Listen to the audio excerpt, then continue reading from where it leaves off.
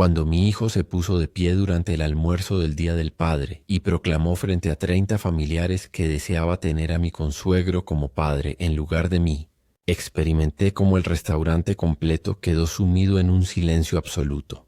Observé las lágrimas brotando en los ojos de mi esposa Pilar. Escuché los murmullos incómodos entre los invitados y percibí el peso aplastante de la humillación más profunda de mis 68 años cayendo sobre mis hombros como una losa de concreto. Mi nombre es Andrés Rubio Mora y durante 40 años ejercí como contador en una firma modesta de Valencia. Nunca fui millonario ni tuve pretensiones de serlo, pero siempre proporcioné a mi familia una vida digna. Junto a mi esposa Pilar criamos a 2 hijos, Javier, ahora de 42 años, y Cristina, de 38. Construimos una existencia honesta, sin lujos extravagantes, pero tampoco con carencias significativas. Nuestra casa siempre tuvo alimento sobre la mesa, conversaciones alegres en las sobremesas y amor genuino en cada rincón. Sin embargo, aquel domingo 16 de junio de 2024, todo lo edificado durante décadas se derrumbó en cuestión de segundos. Habíamos reservado una mesa amplia en el restaurante Casa Mediterránea, un establecimiento elegante que Javier había insistido en seleccionar para celebrar como te mereces. Papá me había comunicado por teléfono 2 semanas antes.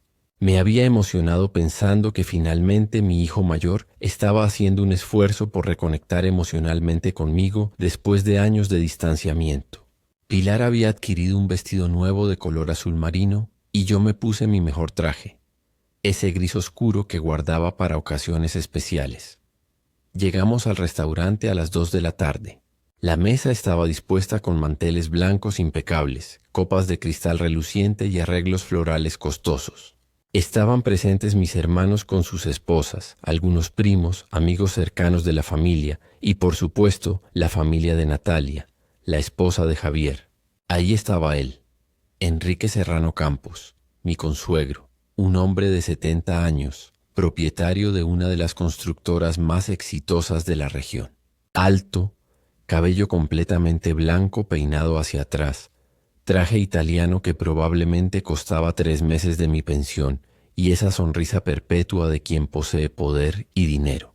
A su lado su esposa Gloria lucía joyas que brillaban intensamente. Durante la primera hora todo transcurrió con normalidad tensa. Los meseros servían vino costoso y traían platos elaborados con nombres franceses que apenas podía pronunciar. Enrique narraba anécdotas sobre sus viajes a Dubái, sobre la expansión de su empresa, sobre el yate recién adquirido. Yo asentía educadamente, sintiéndome cada vez más diminuto en mi silla. Javier estaba sentado entre Natalia y su suegro, y noté algo extraño en su comportamiento. Cada vez que Enrique terminaba una historia, mi hijo agregaba comentarios admirados con una devoción que nunca había empleado para referirse a mí. Cuando llegó el momento del brindis, me puse de pie con mi copa de vino en la mano. Había preparado unas palabras sencillas sobre agradecer a mi familia por estar presente.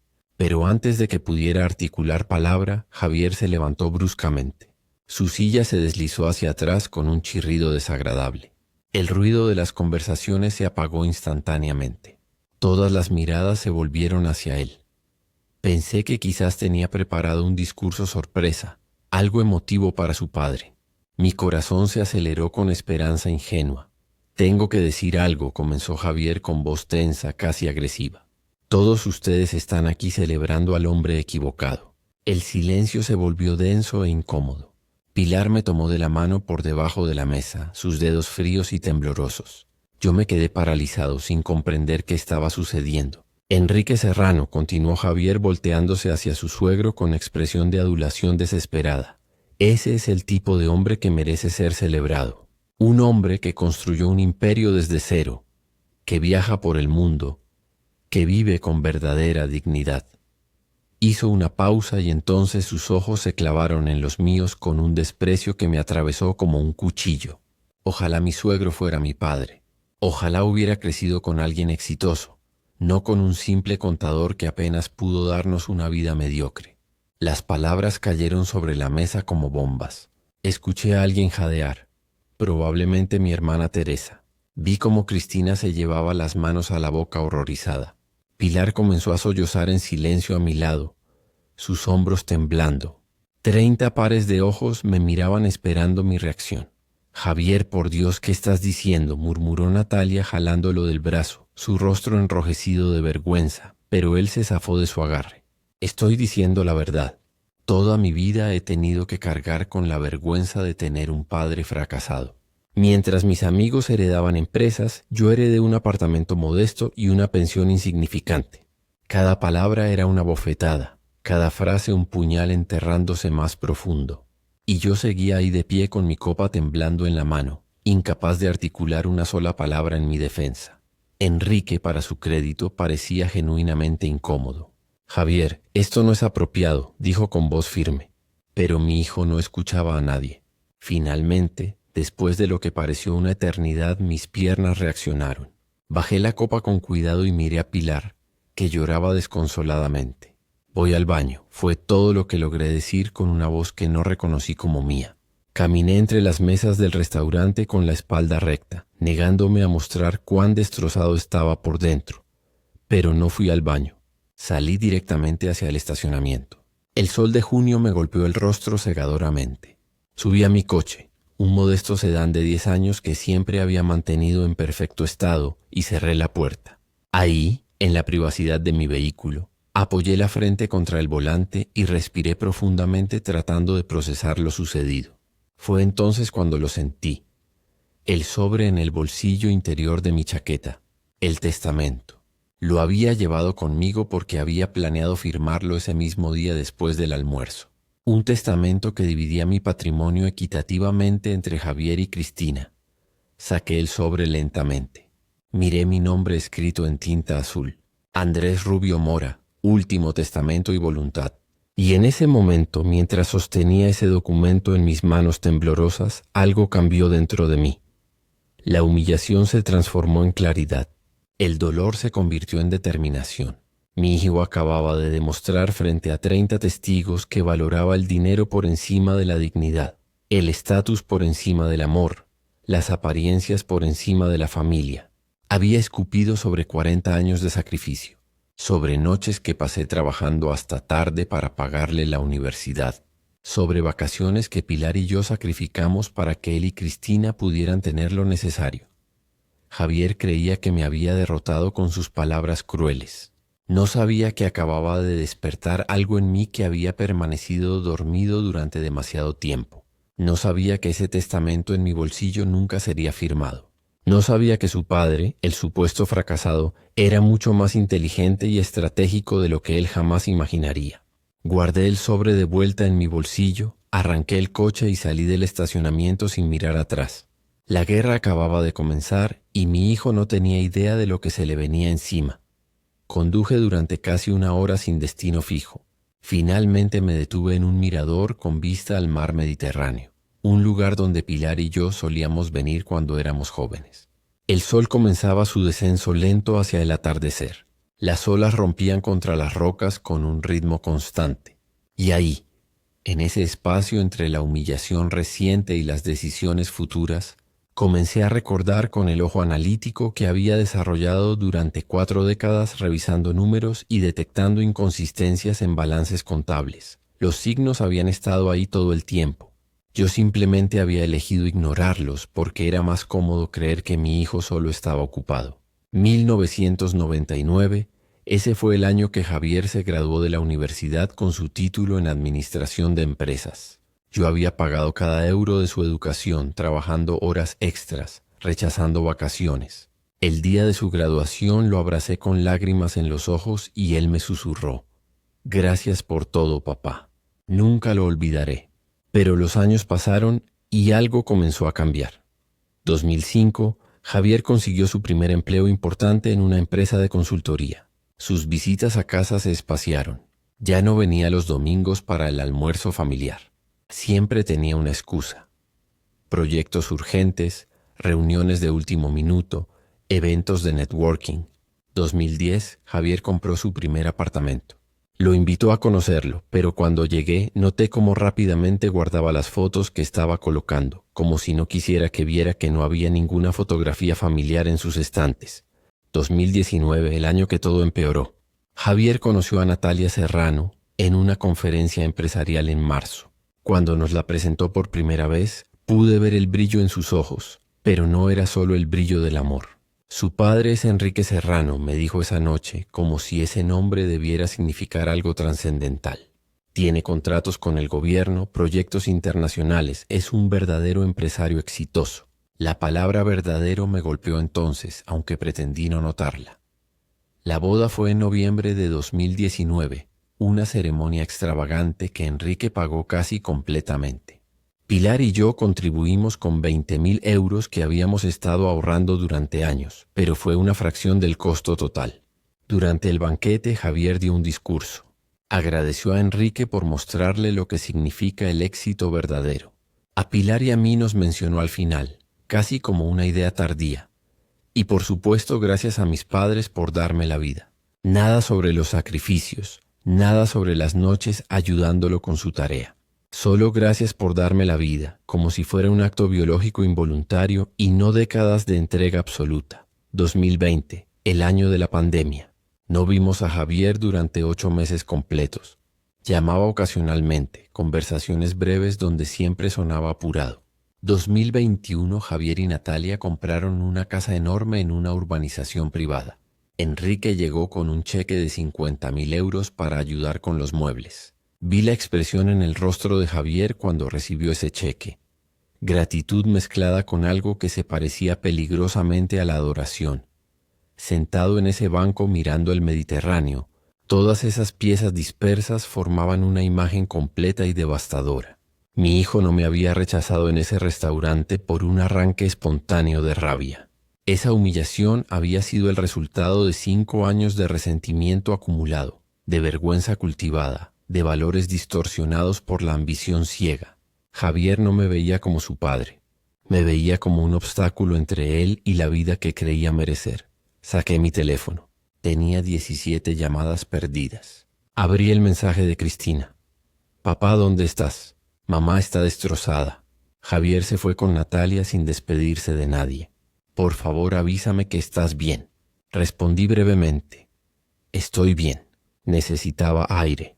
Voy a casa pronto. Pero antes de guardar el teléfono, hice algo que nunca había hecho. Abrí mi aplicación de notas y comencé a escribir, no emocionalmente, sino con la precisión metódica que había aplicado durante 40 años analizando empresas. 16 de junio de 2024. Javier declaró públicamente frente a 30 testigos que preferiría que Enrique Serrano fuera su padre. Llamó mi vida mediocre y mi trabajo fracasado. Demostró desprecio absoluto por los sacrificios familiares. Seguí escribiendo cada observación de los últimos 5 años que había ignorado, cada comentario sutil que ahora cobraba significado. No era un diario emocional, era evidencia, documentación, el comienzo de un caso que estaba construyendo para la reconstrucción de mi propia dignidad. Durante 40 años había sido contador. Mi trabajo consistía en encontrar discrepancias, identificar problemas antes de que explotaran. Había aplicado esa habilidad a empresas, a clientes, a balances financieros. Nunca se me había ocurrido aplicarla a mi propia familia. Pero ahora, con la claridad brutal que solo el dolor extremo puede proporcionar, entendí que necesitaba tratar esta situación exactamente como trataba una auditoría compleja. Recopilar información, verificar hechos, identificar inconsistencias, construir un caso sólido y entonces actuar con la precisión quirúrgica de alguien que sabe exactamente qué está haciendo. Llegué a casa pasadas las 10 de la noche. Cuando abrí la puerta, Pilar corrió hacia mí. Sus ojos estaban hinchados de tanto llorar. Me abrazó con fuerza. Pensé que te había pasado algo terrible, murmuró entre lágrimas. Desapareciste sin decir nada. La abracé en silencio durante varios minutos. Cuando finalmente se calmó, nos sentamos en el sofá. ¿Cómo pudo hacernos esto?, preguntó Pilar con voz quebrada. ¿Cómo pudo humillarte así delante de toda la familia? Lo sé, respondí con calma, pero necesito que entiendas algo. Lo que pasó hoy no fue un arranque momentáneo. Fue la culminación de años de resentimiento que nos negamos a ver. Pasé la siguiente hora explicándole todas las observaciones que había estado procesando, los cambios graduales en Javier desde que conoció a Natalia, los comentarios sutiles que habíamos ignorado. «Entonces, ¿qué vamos a hacer?», preguntó finalmente. «Las palabras no van a cambiar nada», respondí. «Javier necesita aprender una lección mucho más profunda y yo voy a ser quien se la enseñe». Esa noche apenas dormí. Mi mente trabajaba organizando información, trazando conexiones, planeando movimientos. A las 6 de la mañana ya estaba vestido y listo. Conduje directamente al centro de Valencia, a un edificio de oficinas donde trabajaba Óscar Blanco Torres, un abogado que había sido cliente mío durante 15 años. Óscar me recibió con una sonrisa que se desvaneció al ver mi expresión seria. «Andrés, ¿qué ocurre? Te ves terrible». Me senté frente a su escritorio y le conté todo. Óscar escuchó sin interrumpir, tomando notas ocasionales. Cuando terminé, suspiró. «Andrés, lamento muchísimo lo que estás pasando. ¿Qué es exactamente lo que necesitas de mí?» Saqué el sobre con el testamento sin firmar y lo coloqué sobre su escritorio. «Este es mi testamento actual. Divide todo equitativamente entre Javier y Cristina. Necesito que lo revises y me expliques exactamente qué opciones legales tengo para modificarlo». Óscar leyó el documento detenidamente. «Este testamento aún no está firmado ni registrado, así que legalmente no tiene validez. Puedes hacer los cambios que consideres necesarios». «Bien», asentí. «Pero antes de modificar nada necesito información. Necesito entender completamente qué está pasando con mi hijo, sus motivaciones reales. No voy a tomar decisiones permanentes basándome solo en emociones». Pasamos horas discutiendo aspectos legales. Óscar me explicó sobre herencias, porcentajes mínimos que la ley española requería para descendientes directos. «En España existe la legítima estricta», explicó, que es la parte de la herencia que obligatoriamente debe ir a los herederos forzosos. Para los hijos representa 2/3 de la herencia. Uno de esos tercios debe dividirse equitativamente entre todos los hijos, pero el otro tercio, llamado mejora, puedes asignarlo libremente o incluso desheredarlo con causa justificada. Durante los siguientes días me sumergí en una rutina de investigación. Visité a Cristina, quien me reveló algo crucial. Hace 3 meses Javier me pidió dinero prestado. 15.000 euros. La cifra me golpeó. ¿Para qué lo necesitaba? Dijo que Enrique le iba a dar una sociedad en la constructora, pero que necesitaba invertir en su imagen primero. Ropa cara, un coche mejor, membresías en clubes exclusivos. Prometió devolverme el dinero en 2 meses. Eso fue hace 3 meses, papá. Nunca me ha devuelto un solo euro. Ahí estaba la primera pieza concreta del rompecabezas. Javier no solo me despreciaba, estaba desesperado por impresionar a Enrique, tan desesperado que había pedido prestado dinero a su hermana para comprar una fachada de éxito. ¿Tienes pruebas de ese préstamo?, pregunté. Transferencias bancarias, mensajes de WhatsApp donde me lo pidió. Necesito copias de todo eso. Comencé frecuentando lugares donde sabía que la gente del círculo de Enrique solía reunirse, tomando café en terrazas elegantes, leyendo el periódico, escuchando conversaciones. Los contadores somos invisibles, estamos en las oficinas traseras, no en las cenas de gala, pero escuchamos. El tercer día escuché algo interesante. 2 hombres hablaban sobre proyectos de construcción. ¿Viste al yerno de Enrique en el evento del jueves?, preguntó uno. Javier, sí, estaba ahí intentando insertarse en todas las conversaciones importantes. Enrique lo tolera, pero todo el mundo sabe que nunca lo va a meter seriamente en el negocio. La confirmación que necesitaba, pero decidí ir directamente a la fuente. Llamé a las oficinas de Construcciones Serrano y solicité una reunión con Enrique. Sorprendentemente aceptó recibirme. El 3 de julio me presenté en su edificio corporativo. Enrique me recibió con expresión de curiosidad mezclada con incomodidad. «Señor Rubio, lamento mucho lo ocurrido en aquella comida. Necesito grabar esta conversación», dije colocando mi teléfono sobre la mesa. No para usarla públicamente, sino como documentación personal.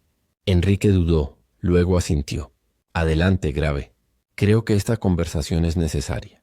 Activé la grabadora y formulé mi pregunta directamente. «Necesito saber cuáles son sus planes reales con Javier en su empresa». Enrique suspiró. «Señor Rubio, permítame ser completamente honesto. Javier no tiene ningún rol operativo en mi empresa. Nunca lo ha tenido y probablemente nunca lo tendrá. Su hijo es excesivamente ansioso por ser aceptado en círculos donde no ha ganado su lugar. Carece de paciencia, humildad, voluntad de aprender desde abajo. Hace 6 meses le ofrecí un puesto junior en adquisiciones con salario modesto. ¿Sabe qué respondió?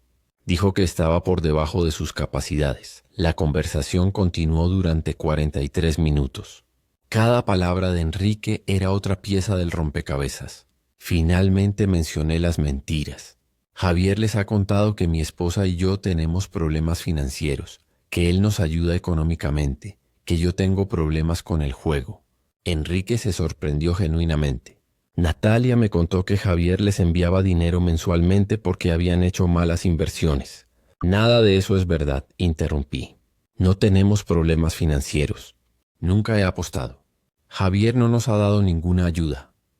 Cuando salí de ese edificio sentí algo que no había experimentado desde la humillación. Poder.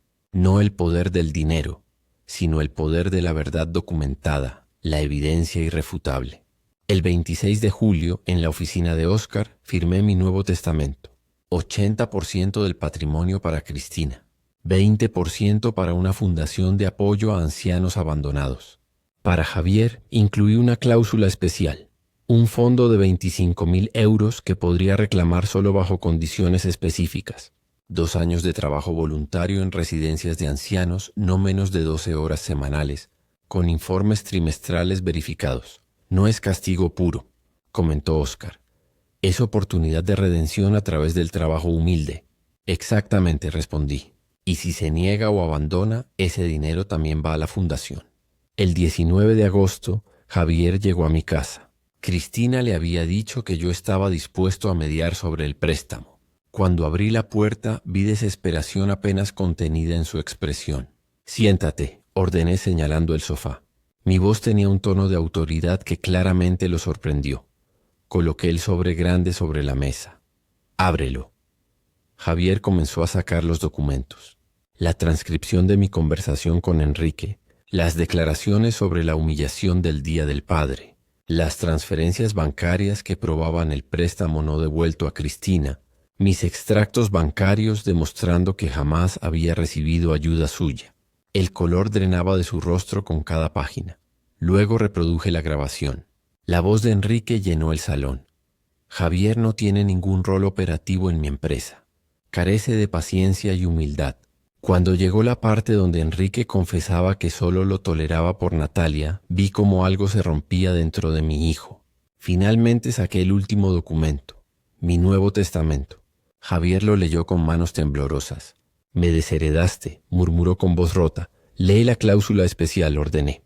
Sus ojos encontraron la sección sobre el fondo condicional. Es tu única oportunidad de redención, expliqué. Trabajando con ancianos pobres y abandonados, quizás aprendas que el valor de una persona no se mide en euros. Las palabras son baratas, Javier. Las acciones son lo único que importa ahora. Los meses siguientes trajeron cambios dramáticos. Natalia pidió el divorcio al descubrir las mentiras. Javier perdió su empleo. Vendió su apartamento para pagar deudas, pero cumplió su palabra sobre el voluntariado.